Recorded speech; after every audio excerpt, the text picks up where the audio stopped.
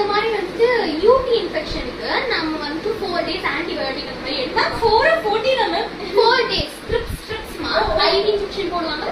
IV injection வந்து 4 days எடுத்துக்குவாங்க. 4 days எடுத்ததுக்கு அப்புறம் ஸ்டாப் பண்ணிக்கோங்க. ஐவி ஸ்டாப் பண்ணிட்டு ஆன்டிபயோட்டிக் மாத்திரை மருந்துலாம் இருக்கு அதை வந்துட்டு நீங்க எவ்வளவு ஒரு 14 days கிட்ட கண்டினியூ பண்ணுங்க.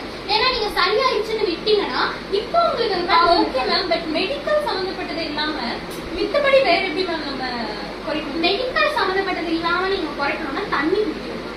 தண்ணி அப்புறம் இந்த ராஸ்பெரி கிராஸ்பெரி கிரான்பெரி அதெல்லாம் உங்களால எவ்வளவு இன்டேக் பண்ண முடியுமோ அவ்வளவுக்கு எவ்வளவு இன்டேக் பண்ணிக்கணும். ஓகேவா? ஓகேவா?